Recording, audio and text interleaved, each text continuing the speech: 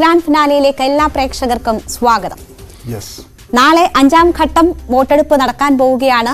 ഈ 7 ഘട്ടങ്ങളായി നടക്കുന്ന തെരഞ്ഞെടുപ്പിന്റെ ഏറ്റവും ചെറിയ ഘട്ടമാണ് നാളെ. 49 മണ്ഡലങ്ങളാണ് നാളെ എല്ലാ പാർട്ടികൾക്കും നിർണായകവുമാണ്. അമേഠി, റായ്ബറേലി തുടങ്ങിയ സ്റ്റാർ മണ്ഡലങ്ങൾ ഉൾപ്പെടെ വോട്ട് രേഖപ്പെടുത്താൻ പോകുന്ന ഒരു ഘട്ടം കൂടിയാണ് നാളെ നടക്കാൻ പോകുന്നത്. തെരഞ്ഞെടുപ്പ് രംഗം ചൂടുപിടിച്ചിരിക്കുന്നു. AAP വെട്ടിലാക്കി സ്വാതി മലിവാൾ വിഷയം കത്തിപ്പടരുന്നു. അവർ വലിയ പ്രതിഷേധമൊക്കെ നടത്തുകയാണ്. അപ്പോൾ തെരഞ്ഞെടുപ്പ് വിഷയങ്ങളിലേക്ക് നമുക്ക് വിശദമായി കടക്കാം. എല്ലാ പ്രേക്ഷകർക്കും ഒരിക്കൽ കൂടി സ്വാഗതം.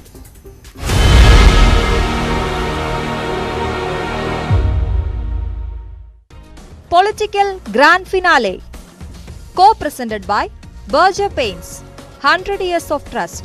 Educational partners, IBIS Group of Educational Institutions. ഇനി കണ്ണടച്ചല്ല, കണ്ണ് തുറന്ന് സ്വപ്നം കാണാം.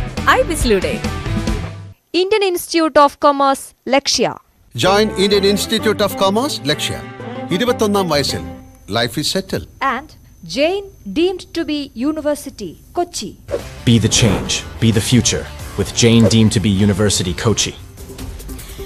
രാജ്യ തലസ്ഥാനം ഇന്ന് കണ്ടത് AAPയുടെ വലിയ പ്രതിഷേധത്തിനാണ്. ഇന്നലെ തന്നെ കെജ്രിവാൾ അതിനെക്കുറിച്ചുള്ള സൂചനകൾ നൽകിയിരുന്നു.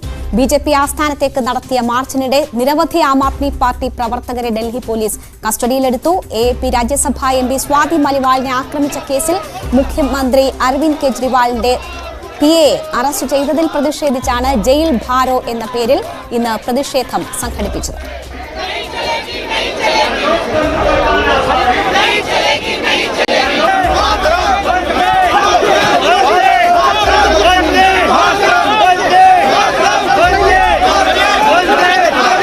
गुस्सा है लोगों को, इतने गुस्से में है लोग इस बार लिखवा लो मेरे से 4 तारीख को BJP की सरकार नहीं बन रही,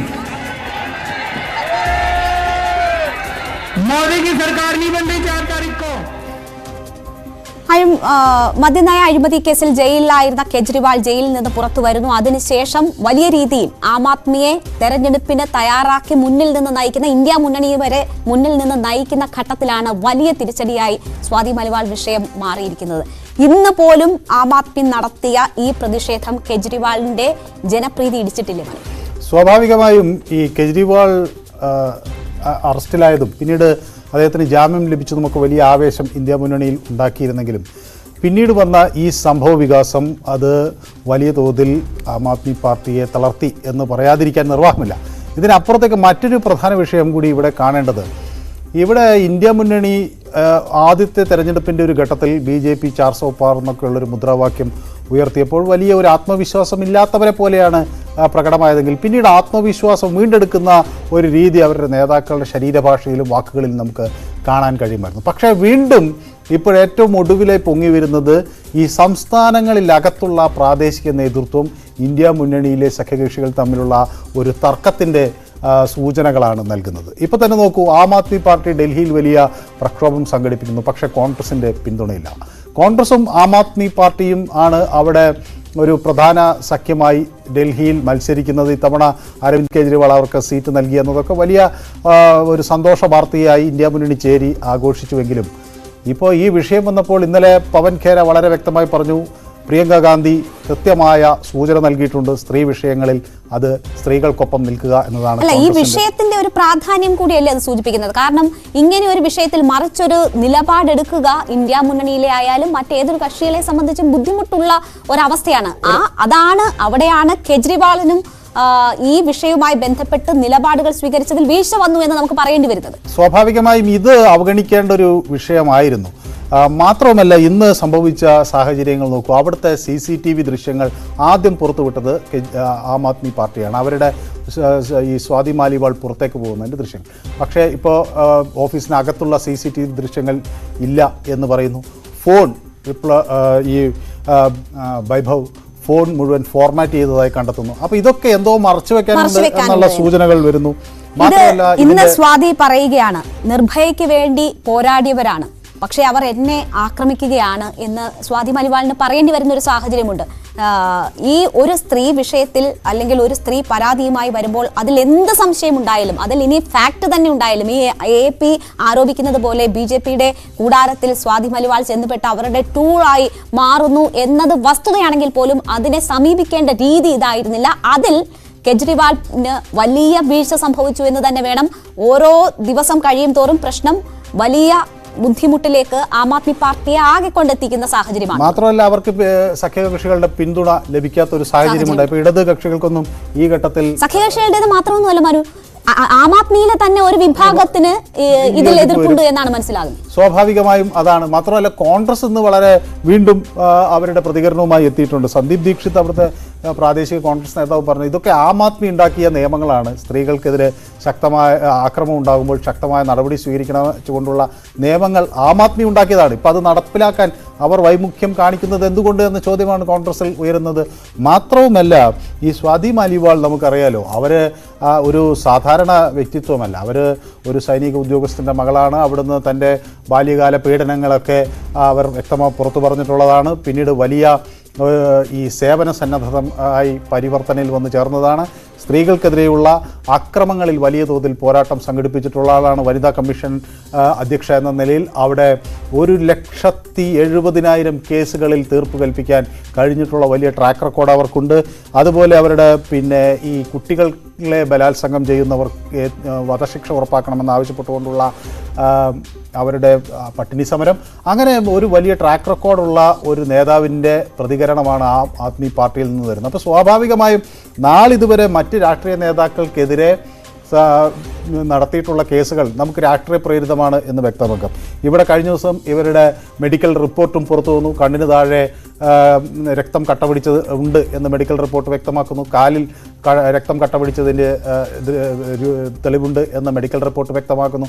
അടിവയറ്റിലാണ് അവർക്ക് ചവിട്ട് കിട്ടിയിട്ടുള്ളത്. അപ്പോൾ ഒരു മുഖ്യമന്ത്രിയുടെ പേഴ്സണൽ അസിസ്റ്റന്റിന് ഒരു സ്ത്രീ ഓഫീസിലേക്ക് വന്നാൽ അവരെ മർദ്ദിക്കാനുള്ള അധികാരം എന്ത് എന്ന വലിയ ചോദ്യം. തീർച്ചയായും ഇതിപ്പോൾ മെഡിക്കൽ റിപ്പോർട്ട് എന്ത് തന്നെ ആയിരിക്കട്ടെ, വാക്കുകൊണ്ടോ പ്രവൃത്തി കൊണ്ടോ അവർ അപഹസിക്കപ്പെട്ടു അല്ലെങ്കിൽ അവർക്ക് അവിടെ ബുദ്ധിമുട്ട് നേരിട്ടു എന്നൊരു പരാതി ഉയർന്നാൽ അതിൽ കൃത്യമായി നിലപാട് പറയുകയും അതിൽ അന്വേഷണം നടന്ന് കുറ്റക്കാർക്കെതിരെ നടപടിയെടുക്കട്ടെ എന്ന തുറന്ന സമീപനവുമായിരുന്നു അരവിന്ദ് കെജ്രിവാളിന്റെ ഭാഗത്ത് നിന്നും ഉണ്ടാകേണ്ടത്. ഇവിടെ മനു, ആം ആദ്മി പാർട്ടിയിലെ തന്നെ ചില ആഭ്യന്തര വിഷയങ്ങളുടെ പരിസമാപ്തിയാണ് ഇതിലൂടെ ഉണ്ടാകുന്നത് എന്ന തരത്തിൽ വാർത്തകളുണ്ട്.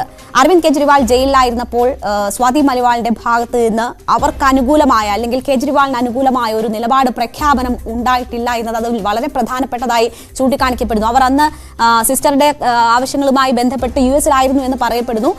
അവരുടെ സാമൂഹ്യ മാധ്യമങ്ങളിൽ അരവിന്ദ് കെജ്രിവാൾ ജയിലിലാണെന്നുള്ളതിനെതിരെ പ്രതികരിച്ചിട്ടുണ്ട്. പക്ഷേ ആഗ്രഹിച്ച തരത്തിലുള്ള എപ്പോൾ വേണമെങ്കിലും കെജ്രിവാളിന്റെ ഓഫീസിൽ നേരിട്ട് ചെന്ന് കൂടിക്കാഴ്ച നടത്താൻ കഴിയുന്ന വ്യക്തിയായിരുന്നു സ്വാതി മലിവാൾ. പക്ഷേ ആ ബന്ധത്തിൽ ആ അടുപ്പത്തിൽ വിഘാതം സൃഷ്ടിച്ചുകൊണ്ട് ഈ ജയിൽ സമയത്ത് ഉള്ള സ്വാതിയുടെ നിലപാടുകൾ രൂപപ്പെട്ടു എന്നതാണ് മനസ്സിലാക്കുന്നത്. അതാണ് കെജ്രിവാളിന് ഈ രീതിയിൽ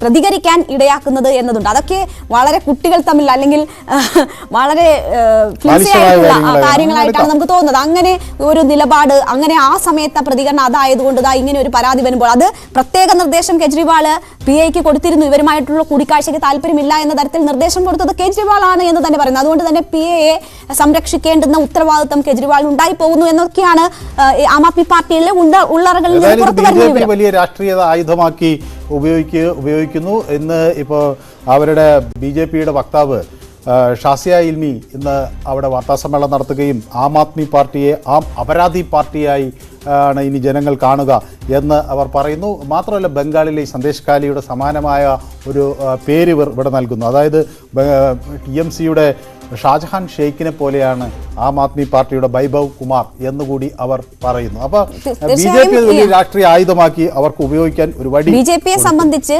അവർക്ക് കോടതിയിൽ നിന്ന് കെജ്രിവാളിന് ജാമ്യം ലഭിച്ചത് വലിയ തിരിച്ചടിയായിരുന്നു. അതിനുശേഷം കെജ്രിവാൾ പ്രചരണ രംഗത്തേക്കിറങ്ങി ഓരോ ദിവസവും മുന്നോട്ട് വെച്ച അജണ്ടകൾ BJP-യിലെ ആഭ്യന്തര പ്രശ്നം ഉൾപ്പെടെ ചർച്ചയാക്കി വയസ്സ്, വിരമിക്കൽ പ്രായം സംബന്ധിച്ചുള്ള ചർച്ചകൾ സജീവമാക്കിയത് ഉൾപ്പെടെ BJP-യെ സംബന്ധിച്ച് അമിത്ഷായ്ക്ക് പോലും മറുപടി പറയേണ്ടുന്ന സാഹചര്യം ഉണ്ടാക്കി. BJP-യിലെ ആഭ്യന്തര പ്രശ്നങ്ങളിലേക്ക് വിരൽ ചൂണ്ടിക്കൊണ്ടുള്ള കെജ്രിവാളിന്റെ നിലപാടുകൾ, ആ രീതിയിലുള്ള സംസാരമൊക്കെ ആ നിലയിൽ ചർച്ചയാകുമ്പോഴാണ് BJP-ക്ക് അടിക്കാൻ വടി കൊടുക്കുന്ന തരത്തിലുള്ള ഒരു വിഷയം ആം ആദ്മിയിൽ രൂപപ്പെടുന്നതും അതിൽ ഈ ബാലിശമായ അല്ലെങ്കിൽ ഒരു തരത്തിലും ന്യായീകരിക്കാൻ കഴിയാത്ത നിലപാട് ആം ആദ്മി പാർട്ടി സ്വീകരിക്കുകയും ചെയ്തത്.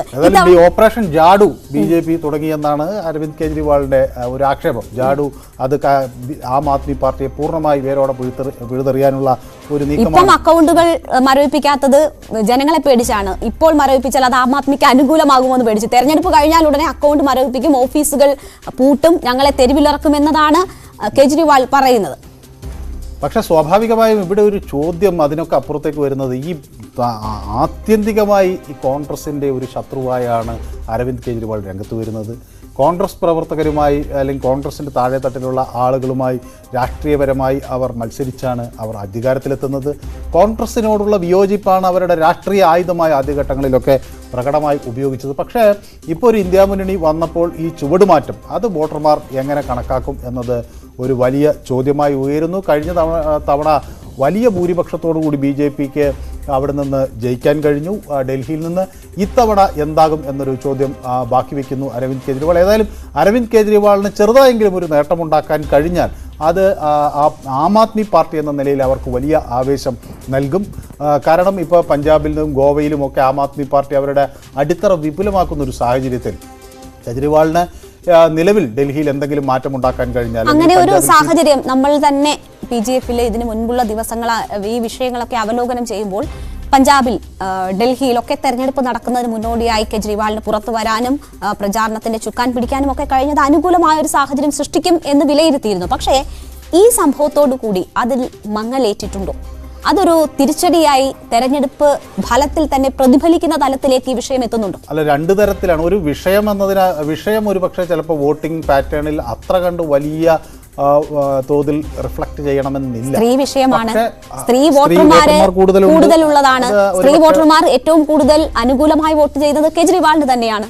കാരണം അവരുടെ സ്ത്രീകളെ ബാധിക്കുന്ന ഒരു പ്രത്യേകിച്ച് മിഡിൽ ക്ലാസ് മധ്യവർഗത്തിൽപ്പെട്ട ആളുകളെ ബാധിക്കുന്ന ഒട്ടനവധി വിഷയങ്ങൾ, ഇപ്പോൾ ബിജ്ലി പാനി ശിക്ഷ എന്ന് പറയുന്നത്, അതായത് വൈദ്യുതി, വെള്ളം, വിദ്യാഭ്യാസം, ഇത് ഏറ്റവും പ്രാധാന്യം നൽകുന്നത് സ്ത്രീകൾ തന്നെയാണ്. അപ്പോൾ സ്വാഭാവികമായും അതൊക്കെ അവർക്കിടയിൽ ഒരു വലിയ നേട്ടത്തിന് വഴിവെച്ചിട്ടുണ്ട്. പക്ഷേ അത് ഈ ഘട്ടത്തിൽ ഇപ്പോൾ ഇങ്ങനെ വന്നിട്ടുള്ളൊരു കേസ് കൊണ്ട് അത് മാറുമോ എന്ന ചോദ്യം നമുക്കൊരു പക്ഷേ തെരഞ്ഞെടുപ്പ് കഴിഞ്ഞാലേ വ്യക്തമാകും. ഇത് പൊളിറ്റിക്സിൻ്റെ അർത്ഥമാറ്റിക്സ് എന്ന് നമ്മൾ പറയുന്നത്, അർത്ഥമാറ്റിക്സ് ഓഫ് പൊളിറ്റിക്സ് എന്ന് പറയുന്നത് നമുക്ക് ഒരു പക്ഷേ ഒട്ടനവധി ഫാക്ടേഴ്സിൻ്റെ ഒട്ടനവധി ഘടകങ്ങൾ കൂടിയ ചേരുമ്പോഴാണ് ചില റിസൾട്ട് ഉണ്ടാകുന്നത്, ചില ഫലങ്ങൾ വരുന്നത്. അപ്പോൾ അതുപോലെ ഇത് എത്രമാത്രം പ്രതിഫലിക്കും എന്നത് ഇപ്പോൾ വ്യക്തമല്ല. മനു, ഇതിൽ കെജ്രിവാൾ എന്ന് പറയുന്നു, ഒരു കെജ്രിവാളിനെ ജയിലിൽ അടച്ചാൽ 1000 കെജ്രിവാളുകൾ ഉദയം ചെയ്യും എന്നാണ് കെജ്രിവാൾ ഇന്ന് ചൂണ്ടിക്കാട്ടുന്നത് ഈ ജയിൽ ഭാരോ പ്രതിഷേധവുമായി ബന്ധപ്പെട്ട്. പക്ഷേ ഒരു സ്ത്രീയെ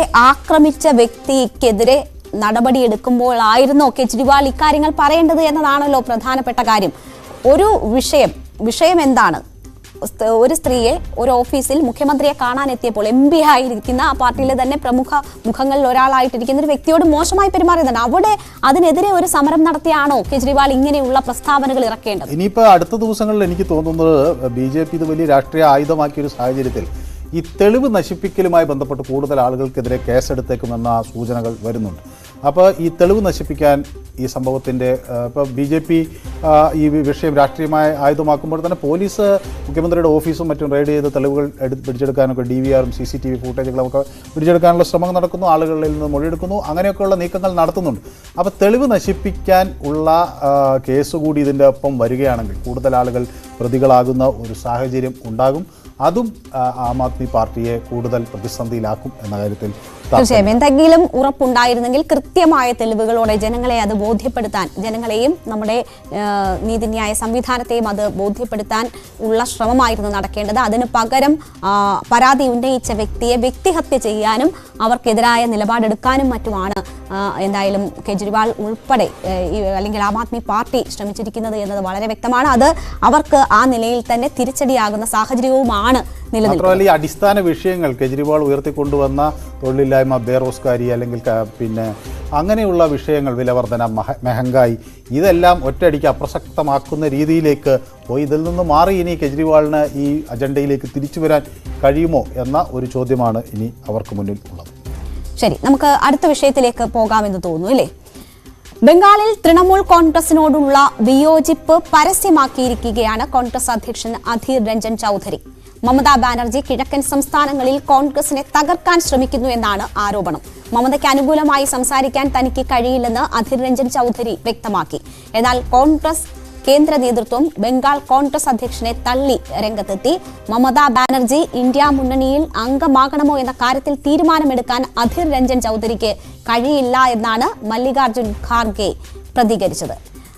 മനു, ഈ വിഷയത്തിൽ അധ്യക്ഷനെ തള്ളിക്കൊണ്ടും മമതയെ ഒപ്പം നിർത്തുക എന്ന ദൗത്യമാണ് ഖർഗെ നിർവഹിച്ചിരിക്കുന്നത് എന്ന് മനസ്സിലാക്കാം. നേരത്തെ പ്രധാനമന്ത്രിക്ക് ഞാൻ ഭക്ഷണം ഉണ്ടാക്കി കൊടുക്കാമെന്നൊക്കെ മമത പറയുമ്പോൾ പോലും അധീർ പറഞ്ഞിരുന്നു അവരുടെ യഥാർത്ഥ മനസ്സാണ് ഈ പുറത്തു വരുന്നത്, അവരെപ്പോൾ വേണമെങ്കിലും പോവാം, സഖ്യം വിട്ട് പോകാമെന്ന ഭയം അധീർ രഞ്ജനെ സംബന്ധിച്ചുണ്ട്. അത് പ്രകടിപ്പിച്ചിരുന്നു. എന്താണ് ബംഗാളിൽ യഥാർത്ഥത്തിൽ നടക്കുന്നത്? അല്ല, ഇത് ഇവിടുത്തെ പ്രശ്നം ഡൽഹിക്ക് സമാനമായ ഒരു പ്രശ്നം തന്നെ. ഡൽഹിയിലും ഇപ്പം നമ്മൾ പറഞ്ഞില്ലേ, കോൺഗ്രസിനോട് ശത്രുത പ്രഖ്യാപിച്ചാണ്, യുദ്ധം പ്രഖ്യാപിച്ചാണ് ആം ആദ്മി പാർട്ടി രൂപീകരിച്ചിട്ടുള്ളത്. ബംഗാളിലെ സാഹചര്യം സമാനമാണ്. കോൺഗ്രസിനോട് ശത്രുത പ്രഖ്യാപിച്ചാണ് മമത അവിടെ TMC രൂപീകരിക്കുന്നത്. അപ്പം മമതയ്ക്ക് കോൺഗ്രസിൻ്റെ ഉള്ള കളികൾ അറിയാം. അതോടൊപ്പം തന്നെ ബംഗാളിലെ താഴെത്തട്ടിലുള്ള രാഷ്ട്രീയം എന്തെന്ന് വളരെ കൃത്യമായി അറിയാവുന്ന ആളാണ്. മമതയെ അത്ര പെട്ടെന്ന് അടിച്ചിരുത്താൻ ഒന്നും ആർക്കും എളുപ്പമല്ല. ഇപ്പോൾ മമത വളരെ ടാക്റ്റിക്കലായിട്ടുള്ളൊരു സ്റ്റാൻഡ് കഴിഞ്ഞ ദിവസം സ്വീകരിച്ചു.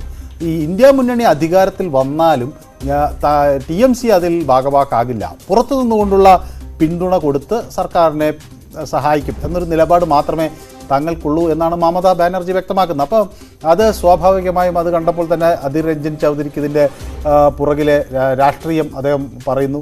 മമതാ ബാനർജി വേണമെങ്കിൽ ഏത് ഘട്ടത്തിലും NDAയിലേക്ക് പോകാം. അതേസമയം മല്ലികാർജുൻ ഖർഗെ പറയുന്നു UPA സർക്കാരുകൾക്ക് ഇതുപോലെ രണ്ടാം UPA സർക്കാരിനൊക്കെ അല്ലെങ്കിൽ ഒന്നാം UPA സർക്കാരിൻ്റെ കാലത്തൊക്കെ പുറത്തു നിന്ന് പിന്തുണ കിട്ടിയിട്ടുണ്ട്. പ്രത്യേകിച്ച് ഇപ്പോൾ ഇടതുപക്ഷം UPA സർക്കാരിനെ പുറത്തു നിന്ന് പിന്തുണച്ച ഒരു സാഹചര്യമുണ്ട് സർക്കാരിൽ ചേരാതെ.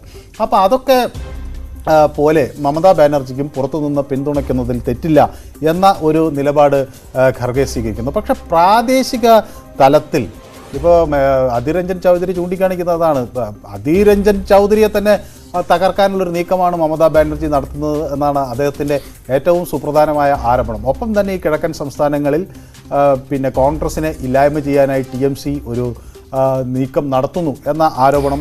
പക്ഷെ നോക്കൂ, നമുക്ക് മനു ഇപ്പോൾ കേരളത്തിൽ ഉൾപ്പെടെയുള്ള വിഷയങ്ങൾ, രാഹുൽ ഇവിടെ മത്സരിക്കാൻ വരുന്നതിനെതിരെ വലിയ വികാരമുണ്ടായിരുന്നു. ഇന്ത്യ മുന്നണിയുടെ ഭാഗമായ CPM ഒക്കെ വലിയ രീതിയിൽ അതിനെതിരെ നിന്നതാണ്. പക്ഷേ സംസ്ഥാന ഘടകം ഒരേ നിലപാട് സ്വീകരിച്ചു. അക്കാര്യത്തിൽ അവർക്ക് പിടിവാശി ഉണ്ടായിരുന്നു. അതിനനുകൂലമായി കേന്ദ്ര നേതൃത്വം നിർത്തുകയാണ്. പക്ഷേ ഇവിടെ അധീർ രഞ്ജൻ ചൌധരിയുടെ കാര്യം വരുമ്പോൾ അല്പം വ്യത്യസ്തമാണ് കാര്യങ്ങളെന്ന് കാണാൻ കഴിയും. ഖർഗെ ശക്തമായ ഭാഷയിൽ തന്നെ വിമർശിച്ചു, മുന്നറിയിപ്പ് നൽകി. അവിടെ സംസ്ഥാന അധ്യക്ഷനെ കൈവിട്ടുകൊണ്ടുള്ളൊരു കളിയാണോ കോൺഗ്രസ് നടത്തുന്നത്? അല്ല, പക്ഷേ ഇതിൽ നോക്കൂ, ഖാർഗെ ശാസിച്ചു എന്നൊക്കെയുള്ള വാർത്തകൾ പുറത്തു വരുമ്പോഴും ആ ശാസനം കിട്ടിയിട്ടും രഞ്ജൻ ചൌധരി പുറകോട്ട് പോയിട്ടില്ല. അദ്ദേഹത്തിന്റെ നിലപാടിൽ ഉറച്ചു നിൽക്കുന്നു. കാരണം പ്രാദേശികമായി ബംഗാളിൽ അത് പറയാതെ അദ്ദേഹത്തിന് താഴെത്തട്ടിലുള്ള കോൺഗ്രസ് പ്രവർത്തകരുടെ വികാരം മാനിക്കാതെ അധീർ രഞ്ജൻ ചൌധരിക്ക് അവിടെ നിലനിൽപ്പില്ല. കേന്ദ്ര നേതൃത്വം പറയുന്നത് കേട്ട് ഇവിടെ TMCക്ക് അടിയറവ് പറയുന്ന ഒരു രീതി ബംഗാളിൽ സ്വീകരിച്ചാൽ കോൺഗ്രസ് പാർട്ടി അപ്പാടെ. ഇന്നലെ ഖർഗെ പറഞ്ഞത് കേട്ടില്ലെങ്കിൽ പുറത്താക്കും എന്ന് തന്നെയാണ്. അങ്ങനെയാണെങ്കിൽ കടുത്ത നിലപാടുകളിലേക്ക് പോകേണ്ടി വരുമോ? അല്ല, ഇതിൽ ഒരു കാര്യം മനസ്സിലാക്കേണ്ടത്, ഖർഗെ ആയാലും ഇവിടെ കേരളത്തിലെ ഒരു സാഹചര്യമല്ല. ഇവിടെ ആര് ജയിച്ചാലും അത് ഇന്ത്യ മുന്നണിക്ക് അനുകൂലമായൊരു നീക്കം, ഇടതു മുന്നണി ആയാലും ഐക്യജനാധിപത്യ മുന്നണി ആയാലും. പക്ഷേ ബംഗാളിലെ സാഹചര്യം അങ്ങനെയല്ല. കഴിഞ്ഞ തെരഞ്ഞെടുപ്പിൽ ബംഗാളിൽ 18 സീറ്റുകളിലാണ് BJP ജയിച്ചിട്ട് ഉള്ളത്. അതുപോലെ TMC 22 സീറ്റുകളിലും അവിടെ ജയിച്ചു. കോൺഗ്രസിന് ഒരു സീറ്റിലും ജയിക്കാൻ കഴിഞ്ഞിട്ടില്ല. ഇടത് കക്ഷികൾക്കും അവിടെ കാര്യമായൊരു പ്രകടനം കാഴ്ചവെക്കാൻ കഴിഞ്ഞില്ല. അപ്പോൾ വലിയൊരു തിരിച്ചുവരവിൻ്റെ പാതയിൽ നിൽക്കണം കോൺഗ്രസ്, അല്ലെങ്കിൽ അപ്പാടെ പൊളിഞ്ഞുപോയി എന്ന ഒരു സാഹചര്യം ആ സംസ്ഥാനത്തുണ്ട്. അപ്പോൾ അതിൽ നിന്ന് എങ്ങനെ മുന്നോട്ട് വരാൻ കഴിയും എന്നത് ആ പ്രാദേശിക വികാരത്തെ മാനിക്കാതെ അധീർ രഞ്ജൻ ചൗധരിക്ക് മുന്നോട്ട് പോകാൻ കഴിയില്ല. അപ്പോൾ ഈ ദേശീയ തലത്തിൽ വരുമ്പോൾ ഒരു നയവും പ്രാദേശിക തലത്തിൽ വരുമ്പോൾ മറ്റൊരു നയം സ്വീകരിക്കേണ്ട ഒരു ദുരവസ്ഥയിൽ തന്നെയാണ് ഇന്ത്യ മുന്നണി എന്ന സൂചനകൾ കൂടിയാണ് ഇവിടെ ഇത് നൽകുന്നത്. അപ്പോൾ സ്വാഭാവികമായും അധീർ രഞ്ജൻ ചൗധരിക്ക് തൻ്റെ നിലപാടിൽ ഉറച്ചു നിന്നേ മതിയാകൂ. ഇത് പുറത്തു പറയുമ്പോൾ അധീർ രഞ്ജൻ ചൗധരി ഒരു പ്രാദേശിക നേതാവ് മാത്രമല്ല, അദ്ദേഹം കോൺഗ്രസിൻ്റെ നമ്മളിപ്പോൾ പ്രതിപക്ഷ നേതാവ് എന്ന് വിളിക്കാൻ പറ്റില്ലെങ്കിലും തത്വത്തിൽ ഏറ്റവും വലിയ പാർട്ടിയുടെ പാർലമെന്റ് അവിടെ ഇപ്പോൾ കഴിഞ്ഞ ദിവസമൊക്കെ പറയുന്നുണ്ട് പുൽവാമയില്ല, ബാലാക്കോട്ടില്ല, ഇത്തവണ മോദിക്ക് അത്ര എളുപ്പമല്ല കാര്യങ്ങളെന്നൊക്കെ കൃത്യമായ രാഷ്ട്രീയം പറഞ്ഞ് അല്ലെങ്കിൽ ആ നിലയിൽ തെരഞ്ഞെടുപ്പിൽ മുന്നോട്ട് പോവുകയാണ് അധീർ രഞ്ജനും അവിടുത്തെ സംസ്ഥാന നേതൃത്വവും. പക്ഷേ ഈ തൃണമൂലുമായിട്ടുള്ള മുന്നണി ബന്ധം അവരെ സംബന്ധിച്ച് ഇപ്പോൾ വലിയ പ്രതിസന്ധി സൃഷ്ടിക്കുന്നുണ്ടോ? രാഹുലിനും പ്രിയങ്കയ്ക്കും ഒന്നും പ്രചരണത്തിന് പോലും പോകാൻ കഴിയാത്ത സാഹചര്യം ഉണ്ടായി. കാരണം അവിടെ ഒരു പരിധി കഴിഞ്ഞ് കോൺഗ്രസിന് വേണ്ടി പ്രചരണത്തിന് പോയാൽ മമത മുന്നണിയിൽ ഉണ്ടാകില്ല, ഇപ്പോഴുള്ള ഈ നൂൽബന്ധം പോലും ഉണ്ടാകില്ല. അതെ, സ്വാഭാവികമായും ആ തർക്കം നേരത്തെ തന്നെ വന്നിരുന്നു. ഇപ്പോൾ ന്യായ് യാത്ര സംഘടിപ്പിക്കുന്ന ഘട്ടത്തിൽ മമതാ ബാനർജി തൻ്റെ അതൃപ്തി കോൺഗ്രസിനോട് അവിടെ വരുന്നതിലുള്ള അതൃപ്തിയൊക്കെ വലിയ തോതിൽ പ്രകടമാക്കിയിരുന്നു. വന്നപ്പോൾ മമത പോയില്ല, തന്നെ വിളിച്ചില്ല, തനിക്ക് അറിയില്ല എന്നൊക്കെയുള്ളൊരു നിലപാടാണ് അവർ സ്വീകരിച്ചിരുന്നത്. മാത്രമല്ല മമതാ ബാനർജി പറഞ്ഞൊരു കാര്യം, ഈ കോൺഗ്രസ് ഇത്തരത്തിലൊരു യാത്ര ബംഗാളിലൂടെ നടത്തുകയാണെങ്കിൽ അത് നടത്തേണ്ടത് BJP ഭരിക്കുന്ന മണ്ഡലങ്ങളിലൂടെയായിരുന്നു. മറിച്ച് TMC ഉള്ള മണ്ഡലങ്ങളിൽ അല്ലെങ്കിൽ ന്യൂനപക്ഷങ്ങളുള്ള മണ്ഡലങ്ങൾ ലക്ഷ്യമാക്കി ഈ യാത്ര പോയത് TMCയുടെ വലിയൊരു വോട്ട് ബേസ് എന്ന് പറയുന്ന അവിടുത്തെ ന്യൂനപക്ഷങ്ങളാണ്. അപ്പോൾ ആ മണ്ഡലങ്ങളിലൂടെ ഈ യാത്ര പോകുമ്പോൾ ഫലത്തിൽ സംഭവിക്കുക ആ ന്യൂനപക്ഷ വോട്ടുകളെ ഭിന്നിപ്പിക്കുക എന്നതിനപ്പുറത്തേക്ക് BJPക്ക് കൂടുതൽ ഒരു ചാൻസ് കൊടുക്കുക എന്നതിൻ്റെ അപ്പുറത്തേക്ക് അത് രാഷ്ട്രീയപരമായി പൊളിറ്റിക്കൽ ആർത്തമാറ്റിക്സിൽ ഒരു ഗുണവും ചെയ്യില്ല എന്ന് മമത അന്ന് തന്നെ ചൂണ്ടിക്കാണിച്ചിരുന്നു. അപ്പോൾ മമതയെ സംബന്ധിച്ചിടത്തോളം ആ ബംഗാൾ തനിക്ക് പൂർണ്ണമായി വിട്ടുതരിക എന്നൊരു നിലപാടാണ് അവർ കോൺഗ്രസ് മുന്നിൽ വെക്കുന്നത്. അധീർ രഞ്ജൻ ചൗധരിക്ക് അത് ഒരു കാലത്തും സ്വീകരിക്കാൻ ആവില്ല. ബാരംപൂരിൽ അദ്ദേഹത്തിന് ജയിച്ചേ മതിയാവും. അദ്ദേഹത്തിന് എത്രയോ ദീർഘകാലം അവിടുന്ന് അദ്ദേഹം പ്രതിനിധീകരിക്കുന്നൊരു മണ്ഡലമാണ്. അപ്പോൾ അങ്ങനെയൊക്കെയുള്ളൊരു സാഹചര്യം വരുമ്പോൾ ആ ഏറ്റുമുട്ടൽ കൂടുതൽ ശക്തമാവുകയാണ്. അത് ഏത് തരത്തിൽ അതിൻ്റെ പ്രതിഫലനങ്ങൾ ഉണ്ടാകും എന്നുള്ളത് ഇലക്ഷൻ കഴിയുമ്പോൾ തീർച്ചയായും ഇന്ത്യ മുന്നണി ഏറെ പ്രതിസന്ധി നേരിടുന്ന ഒരു മണ്ഡലം കൂടിയാണ് എന്ന് നമുക്ക് പറയാം ബംഗാൾ. കാരണം കോൺഗ്രസും CPM-ഉം ആണ് രണ്ട് പക്ഷങ്ങളിലായി ഉള്ളത്. അതിനിടയിൽ BJPയുമായിട്ടുള്ള മത്സരവും കടുത്ത മത്സരവും അവിടെ നടക്കുന്നു. പൗരത്വ വിഷയം ഉൾപ്പെടെയുള്ള നിരവധി വിഷയങ്ങൾ അവിടെ വലിയ രീതിയിൽ ചർച്ച ചെയ്യപ്പെടുന്ന ഇടം കൂടിയാണ്. അപ്പോൾ ഇന്ത്യ മുന്നണിയെ സംബന്ധിച്ച് ഇനിയും 2 ഘട്ടങ്ങൾ, ഇനിയിപ്പോൾ നാളത്തത് കഴിഞ്ഞാൽ തന്നെയും 2 ഘട്ടങ്ങൾ കൂടി മറികടക്കേണ്ടുന്ന സാഹചര്യം തന്നെയുണ്ട്.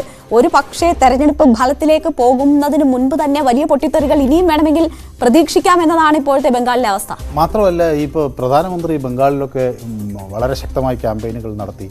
അദ്ദേഹം ഏറ്റവും ഒടുവിൽ പറഞ്ഞ ഈ അഴിമതിക്കാരെ ഒരു കാരണവശാലും ഞാൻ ജയിലിൽ നിന്ന് പുറത്ത് ഇറക്കാൻ അനുവദിക്കില്ല, ജീവിതാവസാനം വരെ അവർ ജയിലിൽ പോകും എന്നൊക്കെ പറയുന്നതിൻ്റെ കൂട്ടത്തിൽ അദ്ദേഹം അവിടെയും ഈ പ്രധാനമായി സന്ദേശകാലി വിഷയം വീണ്ടും ഉയർത്തുകയാണ്.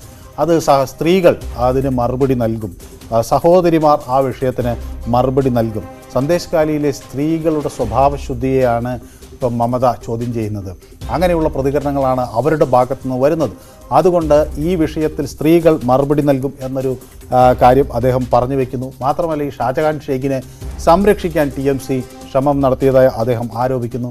ഒപ്പം മറ്റു ചില വിഷയങ്ങൾ കൂടി കൊണ്ടുവരുന്നുണ്ട്. ഇസ്കോൺ, രാമകൃഷ്ണ മിഷൻ, ഭാരത് സേവാശ്രം സംഘ് തുടങ്ങിയ സംഘടനകളെ തകർക്കാനൊക്കെയുള്ള ശ്രമം അത് കഴിഞ്ഞ ദിവസത്തെ മമതയുടെ പ്രസംഗത്തിൽ നിന്നാണ് അതിനുള്ള മറുപടിയായി അദ്ദേഹം പറയുന്നു. അപ്പോൾ അതൊക്കെ തകർക്കാനൊക്കെ ഉള്ള ഒരു ശ്രമം നടക്കുന്നു എന്ന് അദ്ദേഹം പറയുന്നു. അങ്ങനെ ഇതെല്ലാം ഒരു വലിയ ശക്തമായ പ്രതികരണങ്ങളാക്കി അദ്ദേഹം ഉപയോഗിക്കുന്നത്. ഏതായാലും ഈ ചില മണ്ഡലങ്ങളിൽ BJPക്ക് ഇവിടെ നല്ല സ്വാധീനമുള്ള ആലംബാഗ് പോലുള്ള മണ്ഡലങ്ങളിൽ BJPക്ക് നല്ല ശക്തി കേന്ദ്രങ്ങളാണ്. അതേസമയം മറ്റ് ചില മണ്ഡലങ്ങൾ TMCയുടെയും ശക്തി കേന്ദ്രങ്ങൾ. ഇവിടെ കോൺഗ്രസിന് എന്ത് ചെയ്യാൻ കഴിയുമെന്നുള്ളത് അവരുടെ പ്രവർത്തകരുടെ ഒരു വികാരം ശക്തിപ്പെടുത്താൻ ഒരുപക്ഷെ കോൺഗ്രസിന് പ്രത്യേകിച്ച് ഒന്നും ചെയ്യാനില്ല എന്ന ഒരു വിലയിരുത്തലിന്റെ കൂടി അടിസ്ഥാനത്തിലാകും അധീർ രഞ്ജനെതിരെ കൃത്യമായ അല്ലെങ്കിൽ ഇത്തരം ശക്തമായ ഒരു മുന്നറിയിപ്പ് കേന്ദ്ര നേതൃത്വത്തിന്റെ ഭാഗത്തു നിന്നും ഉണ്ടാകുന്നതെന്ന് കൂടി നമുക്ക് മനസ്സിലാക്കാം.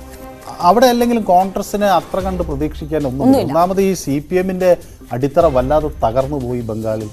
ഇപ്പോൾ ചില തിരിച്ചുവരവുകൾ നടത്തി യുവാക്കൾക്കിടയിലൊക്കെ അവർ ശക്തരാകുന്നു എന്നൊക്കെ ഉള്ള പ്രതികരണങ്ങൾ വരുന്നുണ്ടെങ്കിലും പക്ഷേ ഈ കണക്കുകൾ ഒരിക്കലും CPM-ന് അനുകൂലമായി വരുന്നില്ല, കോൺഗ്രസിനും അനുകൂലമായി വരുന്നില്ല. മാത്രമല്ല ഇത് വേറൊരു തരത്തിൽ വല്ലാതെ ഡീമോറലൈസ്ഡ് ആകുകയാണ്. പൂജ്യത്തിലേക്ക് പോകുന്നു എന്നൊക്കെ പറയുമ്പോൾ പിന്നെ തിരിച്ചുവരവിന് സാധ്യതയുണ്ടോ എന്ന സംശയം. തീർച്ചയായും അവിടെയാണ് പ്രതീക്ഷയുടെ മുന്നണി ബന്ധം എന്ന പ്രതീക്ഷ നിലനിർത്തിക്കൊണ്ട് കേന്ദ്ര നേതൃത്വം ഇടപെടുന്നതും സംസ്ഥാന അധ്യക്ഷനെതിരെ കടുത്ത തരത്തിലുള്ള മുന്നറിയിപ്പിന്റെ സ്വരങ്ങൾ പുറപ്പെടുവിക്കുന്നതും എന്ന് തന്നെ നമ്മൾ മനസ്സിലാക്കണം. നമുക്ക് ചെറിയൊരു ഇടവേളയുണ്ട്, അതിനുശേഷം മറ്റു വിഷയങ്ങളിലേക്ക് എത്താം.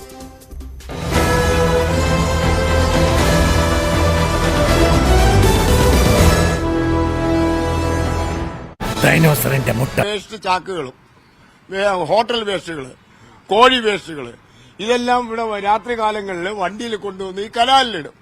ഇതിനൊരു സംവിധാനം ചെയ്യണം. ഈ ചാക്കുകെട്ടുകൾ വന്ന് നാഷണൽ ഹൈവേയിലുള്ള ആ ഓടയിൽ വന്ന് അടഞ്ഞ് വെള്ളം പോകാത്ത അവസ്ഥയാണ്. ഈ മാലിന്യങ്ങൾ കുമിഞ്ഞുകൂടുന്ന സാഹചര്യമുണ്ട്. അത് അവിടുന്ന് നീക്കം ചെയ്യുന്നതിന് വേണ്ടിയിട്ടുള്ള നടപടികൾ ഊർജിതമാക്കുമെന്ന് തദ്ദേശ സ്വയംഭരണ വകുപ്പും അതോടൊപ്പം നഗരസഭയുമൊക്കെ നേരത്തെ തന്നെ അറിയിച്ചിട്ടുണ്ടെങ്കിലും കൃത്യമായ ഇടപെടലുകൾ നടക്കാതിരുന്നതാണ് ഇന്നലെ വളരെ അപ്രതീക്ഷിതമായി പെയ്ത മഴയിൽ ഇങ്ങനെയൊരു വെള്ളക്കെട്ട് രൂപപ്പെടുന്ന സാഹചര്യത്തിലേക്ക് കാര്യങ്ങൾ നയിച്ചത്. ഇനി ഏതാനും ദിവസങ്ങൾ മാത്രമാണ് കാലവർഷം എത്താൻ ബാക്കി നിൽക്കുന്നത്. മെയ് 31 കേരള തീരത്തേക്ക് കാലവർഷം എത്തുമെന്നാണ് കാലാവസ്ഥാ നിരീക്ഷണ കേന്ദ്രത്തിന്റെ വിലയിരുത്തൽ. സ്വാഭാവികമായി ഏതാണ്ട് 1.5 ആഴ്ച മാത്രം ബാക്കി നിൽക്കുമ്പോൾ ഈ ഒരു ദിവസം രാത്രി പെയ്ത മഴയിൽ നഗരത്തിന്റെ സ്ഥിതി, ഹൃദയഭാഗത്തിന്റെയൊക്കെ സ്ഥിതി ഇങ്ങനെയാണെങ്കിൽ തുടർച്ചയായി മഴ പെയ്യുന്ന ദിവസങ്ങളിൽ എന്താകും സ്ഥിതിയെന്ന് ആലോചിച്ച് നോക്കാവുന്നതേ ഉള്ളൂ. സ്വാഭാവികമായി സ്കൂളുകൾ കൂടി തുറക്കാൻ പോവുകയാണ്. ഈ മലിനജലമാണ് വീടുകളിലേക്ക് ഇങ്ങനെ ഒഴുകി കയറുന്ന സാഹചര്യം ഉണ്ടാകുന്നത്. ഈ പ്രദേശവാസികൾ വലിയ തരത്തിലുള്ള ഒരു പ്രതിസന്ധിയാണ് ഇവിടെ നേരിട്ടുകൊണ്ടിരിക്കുന്നത്. ഈ വീടുകളിലും വെള്ളം കയറിയിട്ടുണ്ട്. എന്താണ് ഇവിടുത്തെ?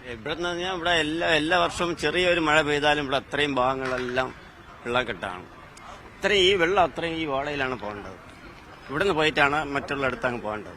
ഇതെല്ലാ വർഷവും ഇവിടെ ഈ ഓടകൾ കോരി സൈഡിലിടും. ഈ മണ്ണിനെ തിരിച്ച് അതിലിരുന്ന് പോകും. ഇത് മഴ പെയ്ത് ഒരു 10 മിനിറ്റ് കഴിഞ്ഞാൽ ഇവിടെ വെള്ളം. ഇത് തന്നെയാണ് സ്ഥിതി. നല്ല കനത്ത വെറിയായിരുന്നു, നല്ല കനത്ത വേനലായിരുന്നു. എത്ര കോടി രൂപയാണ് സാങ്ഷനാക്കിയത്?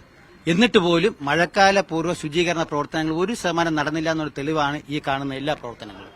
ഈ തോട് വൃത്തിയാക്കിയാൽ ഇവിടെ നിന്ന് മാത്രമല്ല ഈ ഒരു 5 വാർഡില് ആ വെള്ളപ്പൊക്കം നിയന്ത്രിക്കാൻ പറ്റും. ഈ വേനൽ മഴ 2 ചെറിയ മഴയേ ഉള്ളൂ. ഈ ചെറിയ മഴയിൽ തന്നെ അപ്പോൾ ഇന്നലെ രാത്രി എന്ന് പറഞ്ഞാൽ ഇവിടെ നിന്ന് ആളുകൾ താമസിക്കാൻ ഈ അവിടെ കണ്ടാൽ ആ കടക്കാരെല്ലാം വീട്ടിലെല്ലാം വെള്ളം കയറി. തോടിന്റെ ആ പായലുകൾ മാറ്റിക്കഴിഞ്ഞാൽ ഈ ഇവിടെ നിന്ന് വരുന്ന ഈ 5 വാർഡുകളുടെ ആ വെള്ളപ്പൊക്കം നിയന്ത്രിക്കാൻ സാധിക്കുമെന്നാണ് ഞാൻ. അതുപോലെ തന്നെ വേസ്റ്റുകൾ എന്താണ് പോകുന്നതിന്റെ കാരണം എന്താണ്? വെള്ളം. നിങ്ങൾ എങ്ങോട്ടായിരുന്നു പോകേണ്ടത്? East fort. ഇനി എങ്ങനെ പോകും? ഏതുവഴി പോകും? തമ്പാനൂർ വഴി അങ്ങോട്ട് അതുവഴി സ്ട്രെയിറ്റ് ആയിട്ട് പോകും. ശരി. അപ്പോൾ ഇതാണ് സ്ഥിതി.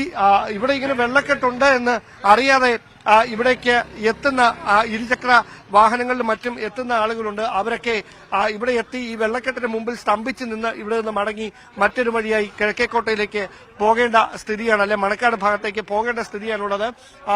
വളരെ സാഹസികമായ ഒരു ദൌത്യമെന്ന് തന്നെ പറയേണ്ടി വരും. അത്തരമൊരു നീക്കമാണ്. ഈ വാഹനങ്ങളിൽ അവിടെ നിന്ന് എവിടെങ്കിലും വെച്ച് ആ വാഹനം ഒന്ന് സ്റ്റോപ്പായാൽ അതിന്റെ എഞ്ചിനുള്ളിൽ വെള്ളം കയറി അത് മുഴുവൻ നിന്നു പോകുന്ന സ്ഥിതി ഉണ്ടാകും. അതുകൊണ്ടാണ് അവിടെ നിന്ന് സ്റ്റാർട്ട് ചെയ്യുന്ന വാഹനങ്ങൾ അതേ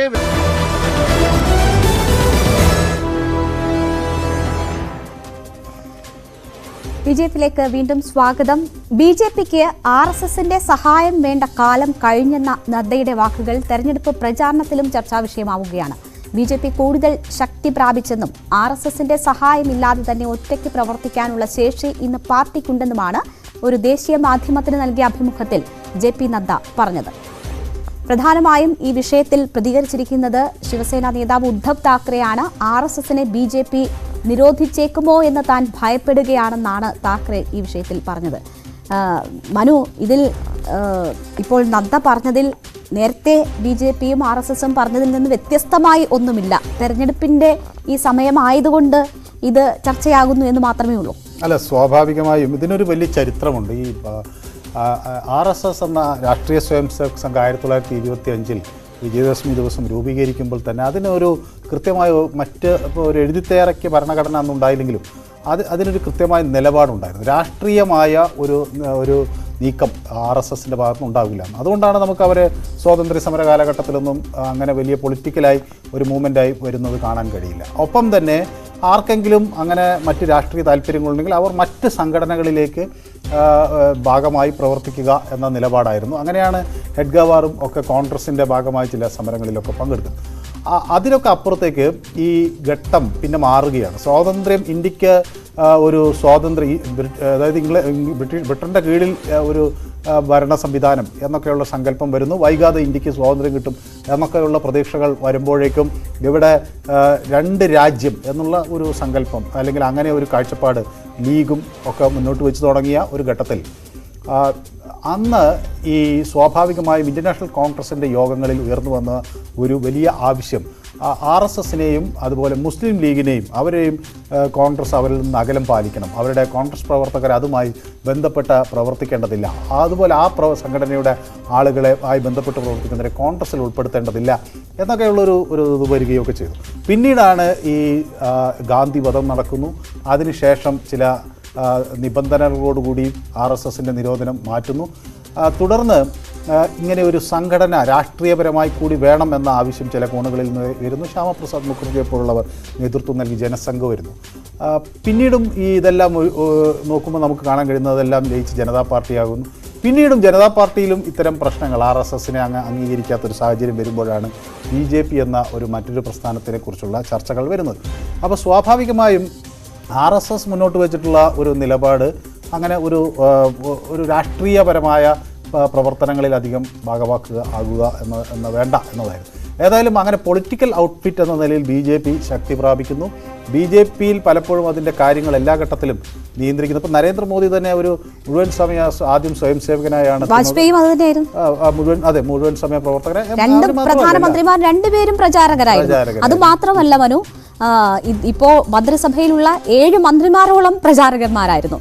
ഗവർണർമാരായിരിക്കുന്നവരിൽ പലരും ഏതാണ്ട് 4 പേരോളം പ്രചാരകന്മാരായിരുന്നു. അങ്ങനെ എല്ലാ രംഗത്തുമുള്ള ആളുകൾ RSSന്റെ പ്രചാരകരും അങ്ങനെയുള്ള സംഘടനാ സംവിധാനവുമായി ബന്ധപ്പെട്ട് പ്രവർത്തിച്ചവരുമാണ് എന്നിരിക്കെ ഇപ്പോൾ നദ്ദ പറഞ്ഞത് കൃത്യമായ കാഴ്ചപ്പാടുകൾ, പ്രവർത്തന രീതികൾ അതൊക്കെ ഉണ്ട് RSSനെ സംബന്ധിച്ച്. എങ്ങനെ ആണ് BJP എന്ന രാഷ്ട്രീയ സംഘടന പ്രവർത്തിക്കേണ്ടത് എന്നത് സംബന്ധിച്ച് ഒക്കെ ഉണ്ട് എന്നിരിക്കെ നദ്ദ ഇപ്പോൾ പറഞ്ഞതിൽ എന്തെങ്കിലും പുതുമയുണ്ടോ? അല്ല, അത് സ്വാഭാവികമായി അതിന് ഒരു കാര്യം നമ്മൾ മനസ്സിലാക്കേണ്ടത്, സാധാരണ എല്ലാ ഘട്ടത്തിലും RSSന് എല്ലാറ്റിൻ്റെയും മുകളിൽ ഒരു അംബ്രല്ല നേച്ചർ ഉണ്ടായിരുന്നു. അപ്പോൾ വിദ്യാർത്ഥി പരിഷത്തായിക്കോട്ടെ, ഭാരതീയ ഏതാണ്ട് 40ഓളം സംഘടനകളുണ്ട് അങ്ങനെ വ്യത്യസ്ത നിലയിൽ പ്രവർത്തിക്കുന്ന.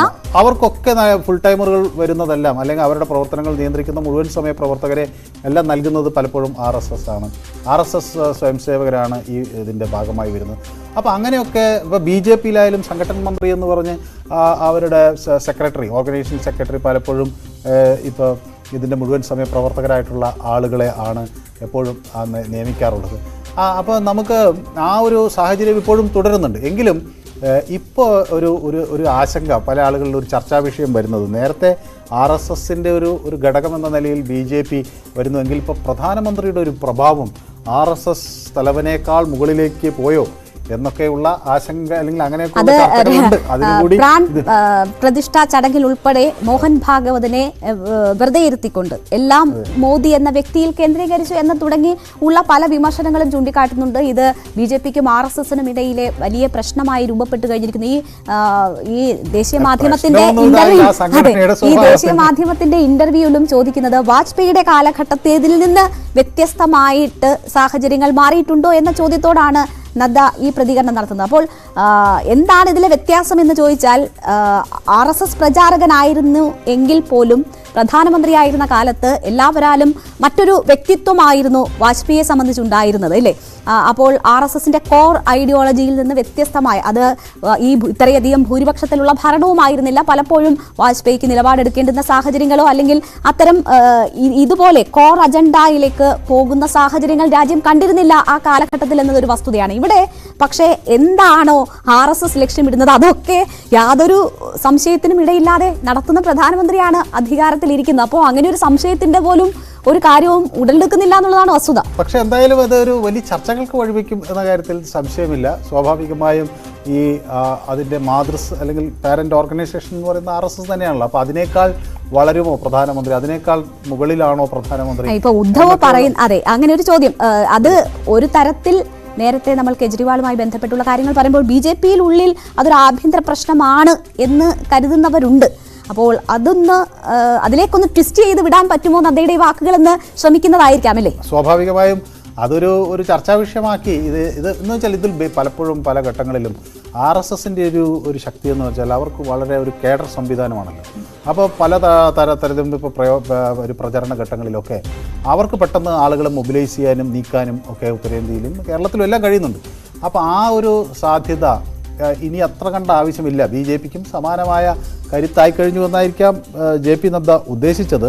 ഏതായാലും അത് പക്ഷേ ഈ നിലവിലിപ്പോഴുള്ളൊരു നേരത്തെ രേണുവിക്ക് ഓർമ്മയുണ്ടാവും, പ്രധാനമന്ത്രി ഒരു അമാനുഷികനായി വളരാൻ ശ്രമിക്കുന്നു എന്നൊരു ചർച്ച വന്നു. ഋഷിരാജ് അത് വന്നത് അന്ന് നരേന്ദ്രമോദി മുടി നീട്ടി വളർത്തിയത് കൊണ്ടാണ്. അപ്പോൾ ഒരു ഭാരതത്തിൻ്റെ ഒരു ഋഷിരാജ് എന്ന തരത്തിലേക്ക് അദ്ദേഹം വരുന്നു.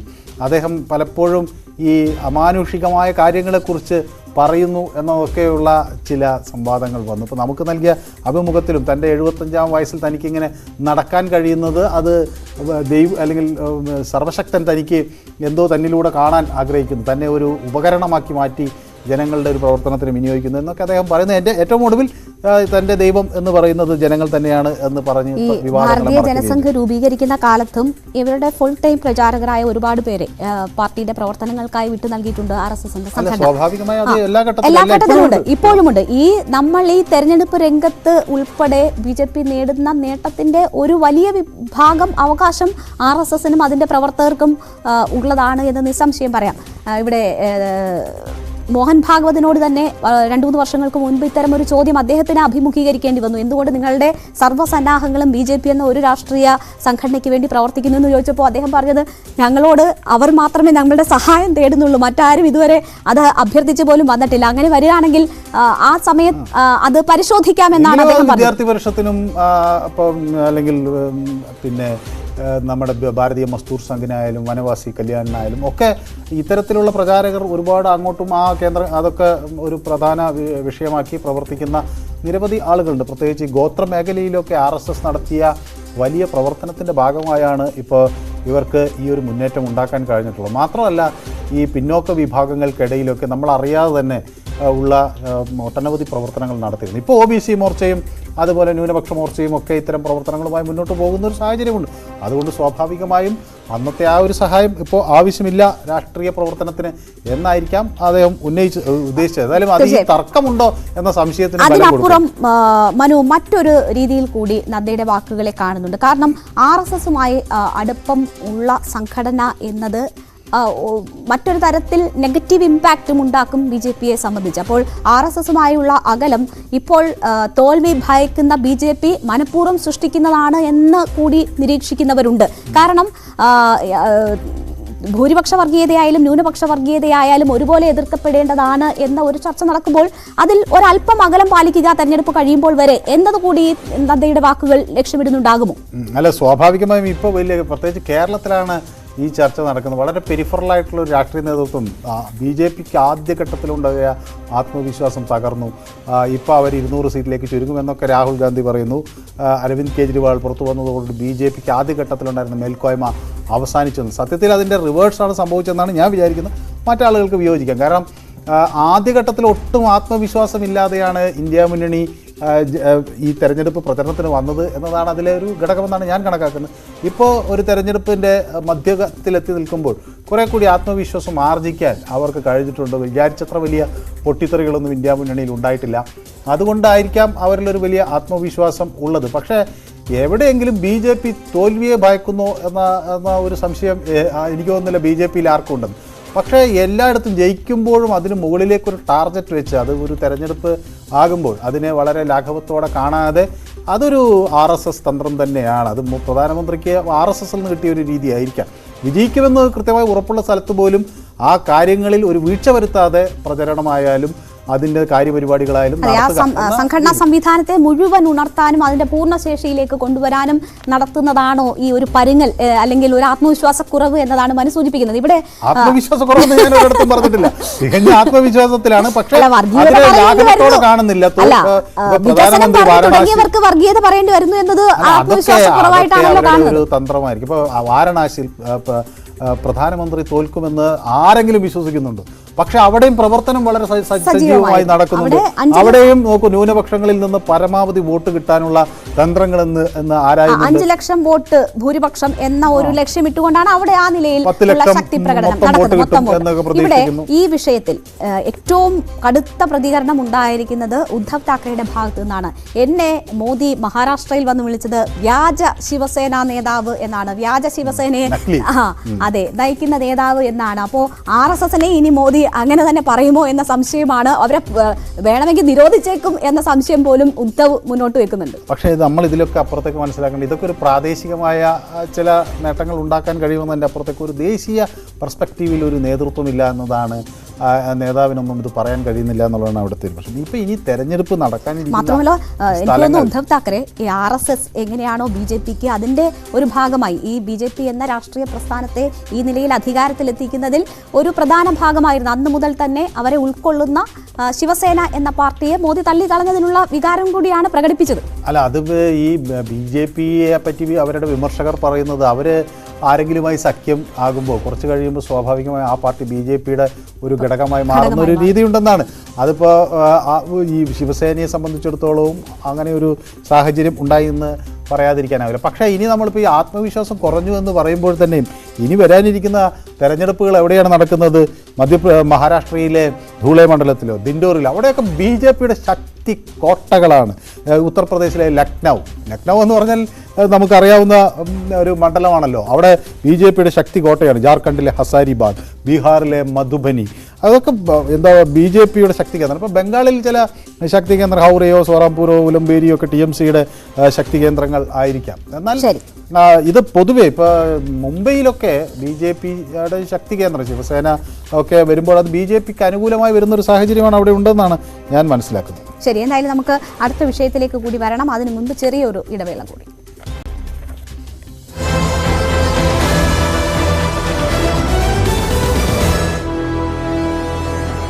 Join India's ഈ തിരമാലകൾ പോലെ വെള്ളം അടിച്ച കടകൾക്കുള്ളിലേക്ക് കയറുന്നത്. കാരണം എവിടെങ്കിലും നിർത്തിയാൽ ആ വാഹനങ്ങൾക്കുള്ളിൽ വെള്ളം കയറുന്ന സ്ഥിതി ഉണ്ടാകും. അത് ഒഴിവാക്കുന്നതിന് വേണ്ടിയാണ് അവരിങ്ങനെ വേഗത്തിൽ പരമാവധി വേഗത്തിൽ ഈ വാഹനങ്ങൾ ഇങ്ങനെ ഓടിച്ചുകൊണ്ട് ഇവിടേക്ക് വരുന്ന സാഹചര്യം ഉണ്ടാകുന്നത്. സ്വാഭാവികമായി വളരെ അപ്രതീക്ഷിതമായിട്ടാണ് ഇന്നലെ ഇങ്ങനെയൊരു മഴ. ഇന്നലെ പകൽ വലിയ ചൂടുണ്ടായിരുന്നു. അത് ഇന്ന് പുലർച്ചെയാകുമ്പോഴേക്ക് ഇങ്ങനെയൊരു വെള്ളക്കെട്ടിന് വഴിമാറും, അല്ലെങ്കിൽ ഇത്തരത്തിലൊരു കെടുതിയിലേക്ക് മാറുമെന്ന കാര്യം തലസ്ഥാനവാസികൾ ആരും കരുതിയിരുന്നില്ല. കാലവർഷം എത്തുന്നതിന് മുമ്പ് തന്നെ കാലവർഷത്തിന് സമാനമായ മഴവെള്ളക്കെടുതി അത് മുക്കോലയ്ക്കൽ അടക്കമുള്ള പ്രദേശങ്ങളിൽ രൂപപ്പെട്ടിരിക്കുന്നുവെന്ന് പറയുമ്പോൾ തീരദേശ മേഖലകളിൽ അടക്കം അത് ഉണ്ടാക്കുന്ന ആശങ്ക ചെറുതല്ല. കാരണം വരുന്ന 3 ദിവസത്തേക്ക് തിരുവനന്തപുരം ജില്ലയിൽ ഓറഞ്ച് അലർട്ട് പ്രഖ്യാപിച്ചിരിക്കുകയാണ്. സ്വാഭാവികമായി അതിതീവ്ര മഴയ്ക്ക് തന്നെയാണ് സാധ്യത. മലയോര മേഖലകളിലേക്ക് മറ്റുമുള്ള യാത്രകൾക്ക് കർശനമായ നിരോധനം ഏർപ്പെടുത്തിയിട്ടുമുണ്ട്. അത്തരത്തിലുള്ള മുന്നറിയിപ്പുകളൊക്കെ നിൽക്കുന്നതിന് ഇടയിലാണ് നഗരത്തിന്റെ ഹൃദയഭാഗത്ത് തന്നെ മലിനജലം കെട്ടിക്കിടക്കുന്ന ഓടകൾ വൃത്തിയാക്കുന്നതിനുണ്ടായ കാലതാമസം മൂലം വലിയ തരത്തിലുള്ള വെള്ളക്കെട്ടുകൾ രൂപപ്പെട്ട വ്യാപാര സ്ഥാപനങ്ങളിലേക്കും വീടുകളിലേക്കും മലിനജലം ഇങ്ങനെ ഇരച്ചു കയറുന്ന ഒരു സ്ഥിതിയുണ്ടായത്. ക്യാമറമാൻ അരുൺ പാലോടിനൊപ്പം ഡാൻ കുര്യൻ, ന്യൂസ് 18. തിരുവനന്തപുരം നഗരത്തിൽ ഇന്നലെ വൈകുന്നേരം മുതൽ ആരംഭിച്ച് ഇന്ന് പുലർച്ചെ വരെ നീണ്ട മഴയിൽ തലസ്ഥാന നഗരത്തിന്റെ പല ഭാഗങ്ങളും ഈ സ്ഥിതിയിലാണ് ഉള്ളത്. റോഡുകളിൽ അപ്രതീക്ഷിതമായി, അതായത് ആളുകൾ എയർപോർട്ടിലേക്ക് പോകുന്ന മണക്കാട് മുക്കോലയ്ക്കൽ റോഡാണിത്. ഈ റോഡിലൂടെ വരുന്ന വാഹനങ്ങളുടെ ഈ ദൃശ്യങ്ങൾ അത് പറഞ്ഞ് അറിയിക്കാൻ കഴിയില്ല. കാരണം അത്രമാത്രം വെള്ളത്തിനകത്തുകൂടി ഈ വാഹനങ്ങൾ ഓടിച്ചുകൊണ്ട് അകത്തേക്ക് പോകേണ്ട സ്ഥിതിയിലാണ് വാഹന ഉടമകളുള്ളത്. ഈ വീടുകളിലും വ്യാപാര സ്ഥാപനങ്ങളിലുമൊക്കെ വെള്ളം കയറുന്ന തരത്തിൽ ഇപ്പോൾ ഈ റോഡിലിങ്ങനെ കുളമായി കിടക്കുന്ന സാഹചര്യം. അപ്പൊ കാലാകാലങ്ങളിൽ ചെയ്യുന്ന കാര്യങ്ങളൊന്നും ചെയ്യുന്നില്ല. അതിനുപരി മണക്കാട് നിന്ന് വരുന്ന വെള്ളം ഇവിടെ വരുന്നു, ഇവിടെ കെട്ടിക്കിടക്കുന്നു. തിരുവനന്തപുരം സിറ്റിയിലുള്ള എല്ലാ വേസ്റ്റ് ചാക്കുകളും, ഹോട്ടൽ വേസ്റ്റുകൾ, കോഴി വേസ്റ്റുകൾ, ഇതെല്ലാം ഇവിടെ രാത്രി കാലങ്ങളിൽ വണ്ടിയിൽ കൊണ്ടുവന്ന് ഈ കനാലിലിടും.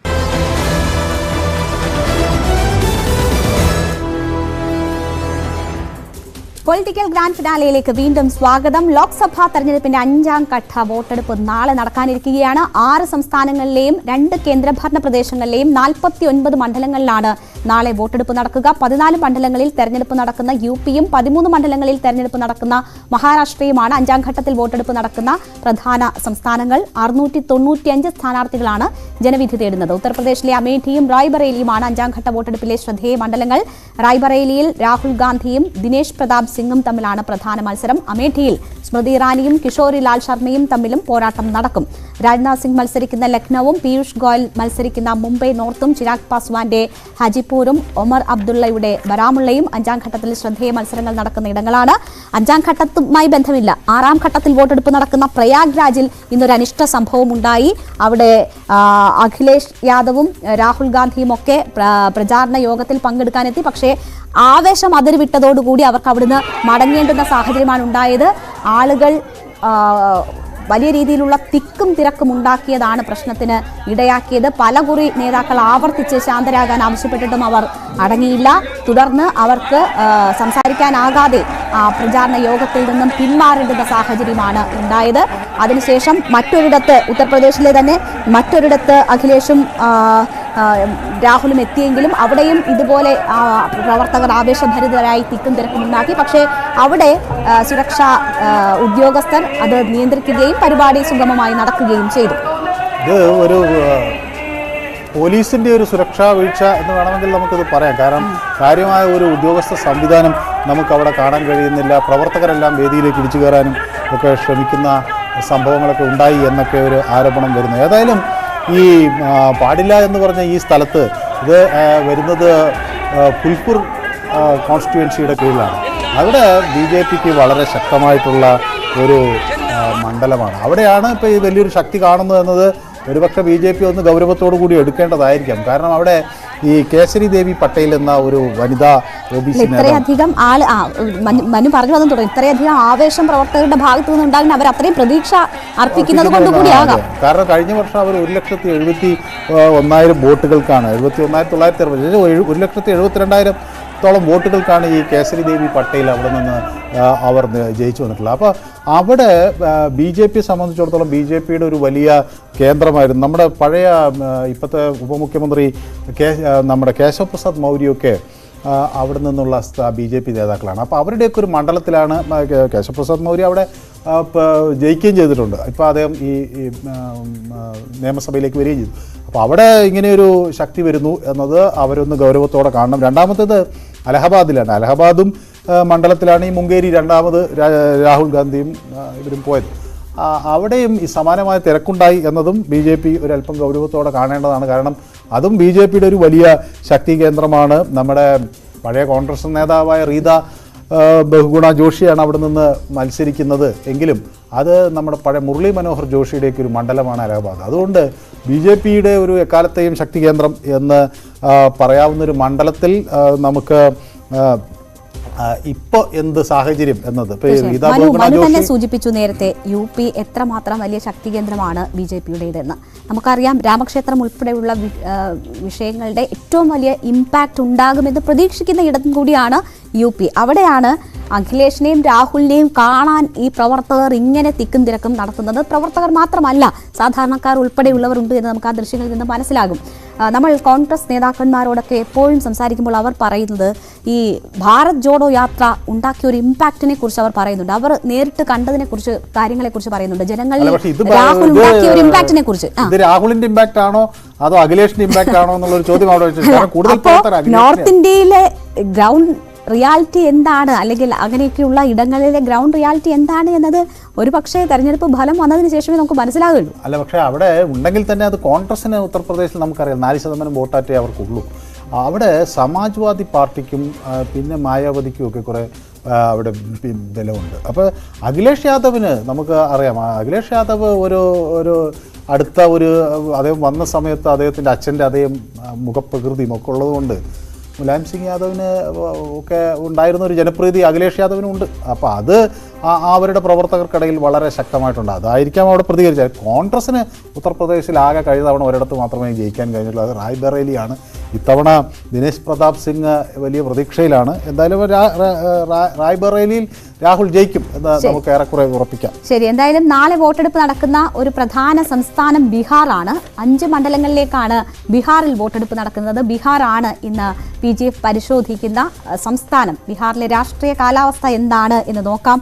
മനു, 40 സീറ്റാണ്. കഴിഞ്ഞ തവണ 39 NDAയ്ക്കൊപ്പമായിരുന്നു. പക്ഷേ ഇത്തവണ 20എങ്കിലും തിരിച്ചു പിടിക്കണം എന്നതാണ് ഇന്ത്യ മുന്നണി ലക്ഷ്യമിടുന്നത്.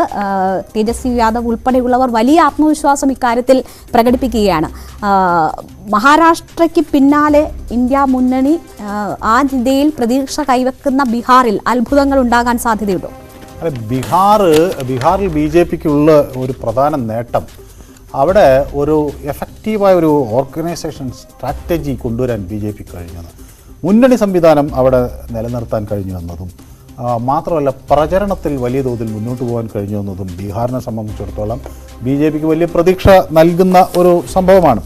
അവിടെ NDAക്ക് ഒരു അടിത്തറയുണ്ട്. 2010 NDA അവിടെ ഒരു നിതീഷ് കുമാറുമൊക്കെയായി ചേർന്ന് ഒരു സർക്കാർ രൂപീകരിക്കുന്നു. പിന്നെ 2015 ആകുമ്പോഴേക്കും നിതീഷ് പാർട്ടി വിടുന്നു, വീണ്ടും RJDയുടെ ഒപ്പം പോകുന്നു, അവർ വലിയ ശക്തിയായി വരുന്നു. നിതീഷ് തിരിച്ച് NDAയിലേക്ക് വരുന്നു, വീണ്ടും 7ാമത്തെ തവണ അന്ന് മുഖ്യമന്ത്രിയായി സത്യപ്രതിജ്ഞ ചെയ്യുന്നു. അങ്ങനെ വീണ്ടും ഈ വരുന്നു. ഏറ്റവും ഒടുവിൽ ഇപ്പോൾ 9ാമത്തെ തവണയും അദ്ദേഹം മുഖ്യമന്ത്രിയായി സത്യപ്രതിജ്ഞ ചെയ്തിരിക്കുക. പക്ഷേ ബീഹാറിൽ അടിത്തട്ടിൽ പ്രത്യേകിച്ച് ഒരു പാർലമെന്റ് തെരഞ്ഞെടുപ്പ് വരുമ്പോൾ BJPക്ക് വലിയ മേൽക്കൈയുണ്ട് എന്നത് അവർക്കൊരു ഗുണമാണ്. മഹാഗഠബന്ധൻ വീണ്ടും അധികാരത്തിൽ വന്നപ്പോൾ ഈ തെരഞ്ഞെടുപ്പ് ഇന്ത്യ മുന്നണിയെ സംബന്ധിച്ച്, അല്ലെങ്കിൽ അന്ന് മുന്നണി ആയിട്ടില്ല എങ്കിൽ പോലും പ്രതിപക്ഷത്തിന് വലിയ ഒരു സാധ്യത ബീഹാറിൽ തുറക്കുമെന്ന് പ്രതീക്ഷിച്ചിരുന്നു. അവിടെ നിന്നാണ് നിതീഷിന്റെ മുന്നണി മാറ്റം ഉണ്ടാകുന്നത്, കാര്യങ്ങൾ വീണ്ടും കലങ്ങി മറിയുന്നത്. പക്ഷേ ഏറ്റവും ഒടുവിൽ വാരണാസിയിൽ പ്രധാനമന്ത്രി നരേന്ദ്രമോദി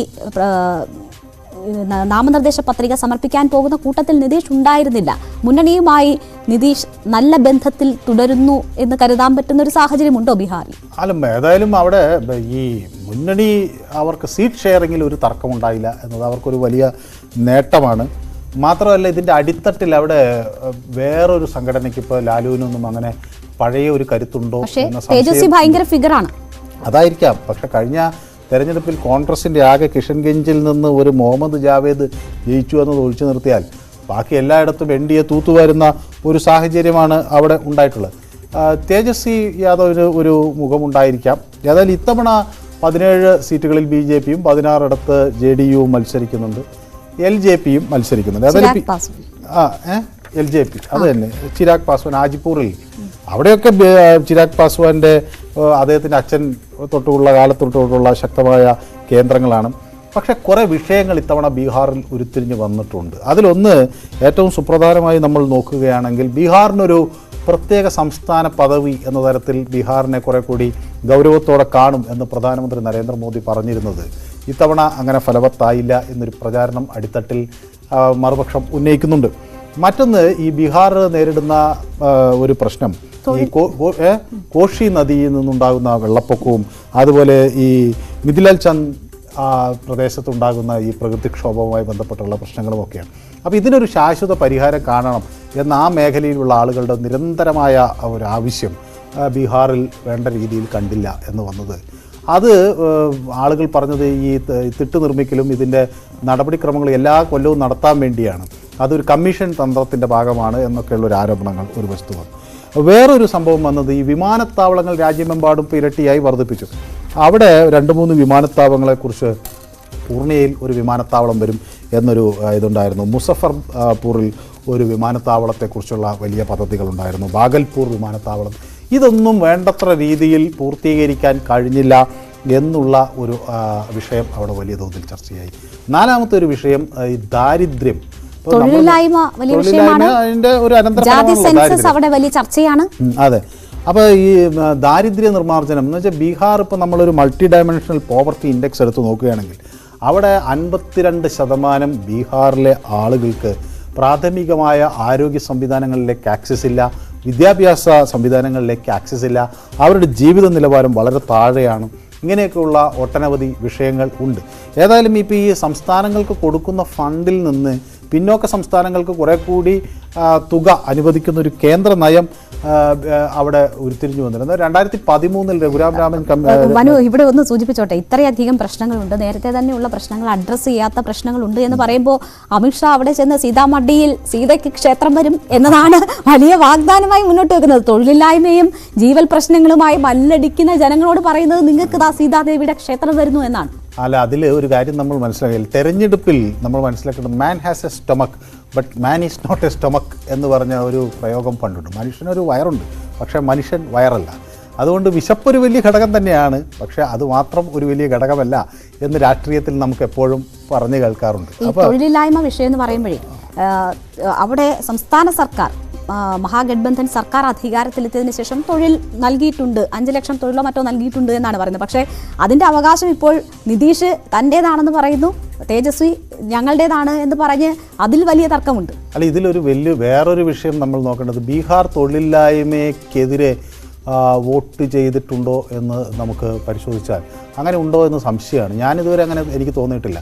തൊഴിലില്ലായ്മ ഒരു വലിയ വിഷയമായി ഉയർത്തി കാണിച്ചുകൊണ്ട് അതിന് വേണ്ടി ഒരു വോട്ട്. നമ്മുടെ കേരളത്തിൽ തൊഴിലില്ലായ്മ എല്ലാ കാലത്തും ഒരു വലിയ വിഷയങ്ങൾ. ബീഹാറിലുള്ളൊരു പ്രശ്നം എന്താണെന്ന് വെച്ചാൽ വിദ്യാസമ്പന്നരായ ആളുകൾ വലിയ തോതിൽ അവർക്ക് തൊഴിൽ നേടാനുള്ള ഒരു കരുത്തുണ്ട്. ഇപ്പം നമ്മൾ സിവിൽ സർവീസ് പരീക്ഷയൊക്കെ പലപ്പോഴും ഞങ്ങളൊക്കെ എല്ലാ കാലത്തും അത്ഭുതപ്പെട്ടിട്ടുണ്ട്. കാരണം ബീഹാറിൽ നിന്ന് നമ്മൾ പറയുന്ന വളരെ പിന്നോക്ക പ്രദേശമാണ്, അവിടെ ഒരു സംവിധാനവുമില്ല, വിദ്യാഭ്യാസമില്ല എന്ന് പറഞ്ഞു വരുന്ന അവിടെ നിന്ന് സിവിൽ സർവീസ് പരീക്ഷയൊക്കെ സുന്ദരമായി പാസ്സായ ആളുകൾ വരുന്നത് നമുക്ക് കാണാൻ കഴിയും. അതുപോലെ IIT പോലുള്ള ഉന്നത വിദ്യാഭ്യാസ സ്ഥാപനങ്ങളിൽ, അല്ലെങ്കിൽ എയിംസ് പോലുള്ള സ്ഥാപനങ്ങളിൽ, ഐസർ പോലുള്ള സ്ഥാപനങ്ങളിലൊക്കെ ബീഹാറിൽ നിന്ന് നിറയെ ആളുകൾ വരുന്നുണ്ട്. ഇപ്പോൾ JNUവിലും ബീഹാറിൽ നിന്ന് നിറയെ ആളുകൾ വരുന്നുണ്ട്. വലിയ ജീവിത നിലവാരം ഉണ്ട് എന്ന് പറയുന്ന സംസ്ഥാനങ്ങളിൽ നിന്ന് അത്ര ആളുകൾ ഒരുപക്ഷെ വരാറുണ്ട്. അപ്പോൾ ഗുജറാത്തിൽ നിന്ന് JNUവിലേക്ക് വളരെ കുറച്ച് ആളുകളെ വരാറുള്ളൂ. അപ്പോൾ ഇതൊക്കെ ബീഹാറിൽ പിന്നോക്കാവസ്ഥയുണ്ട് എന്ന് പറയുമ്പോൾ തന്നെയും ബീഹാറിൽ വിദ്യാസമ്പന്നർക്ക് ജോലിയുണ്ട്. പിന്നെ മാത്രമല്ല, ഈ നമ്മളെപ്പോലെ ഈ കേരളത്തിൽ നമ്മളിപ്പോൾ സാധാരണ ആളുകൾ ഉപയോഗിക്കുന്ന ഒരു പ്രയോഗമുണ്ട്, ഇവിടെ പട്ടിണി കിടക്കാനും ഒരു 25,000 രൂപ മാസം കിട്ടണമെന്ന്. ബീഹാറിൽ അങ്ങനെയല്ല, കുറെ കൂടി ജീവിത ചെലവ് വളരെ കുറവാണ് എന്നതൊക്കെയാണ് അവരുടെ പ്രശ്നങ്ങൾ. ഏറെയുണ്ട്, തൊഴിലില്ലായ്മ വിഷയമാണ്, ജാതി സെൻസസ്. അവിടെ അതാണ് രേണു പറഞ്ഞ ആ വിഷയം വളരെ പ്രധാനമാണ്. ജാതിയൊക്കെ അവിടെ ഒരു വലിയ ഫാക്ടറാണ്. അവിടുത്തെ ഒരു വലിയ മുദ്രാവാക്യം തന്നെ നമുക്ക് നോക്കിയാൽ ബീഹാറിൽ നമ്മുടെ സമയം അവസാനിക്കുന്നു. PCR-ൽ നിന്ന് മോഹൻ ഫിലിപ്പ് ആവർത്തിച്ച് പറയുന്നത് കൊണ്ട് ഞാൻ ഇടപെടുന്ന. എന്തായാലും നോക്കാം. ബീഹാറിൽ 40-ൽ 39 കഴിഞ്ഞ തവണ NDAയ്ക്കൊപ്പമായിരുന്നു. ഇപ്പോൾ അതിന്റെ പകുതിയെങ്കിലും സ്വന്തമാക്കാൻ കഴിയുമെന്ന ആത്മവിശ്വാസത്തിലാണ് ഇന്ത്യ മുന്നണി അവിടെ ഉള്ളത്. നോക്കാം. എന്തായാലും 5ാം ഘട്ടത്തിൽ 5 ഇടങ്ങളിലാണ് തെരഞ്ഞെടുപ്പ് നടക്കാൻ പോകുന്നത്. പൊളിറ്റിക്കൽ ഗ്രാൻഡ് ഫിനാലെ ഇന്നിവിടെ പൂർണ്ണമാവുകയാണ്. തെരഞ്ഞെടുപ്പ് വിശേഷങ്ങളും വാർത്തകളും വിശകലനങ്ങളുമായി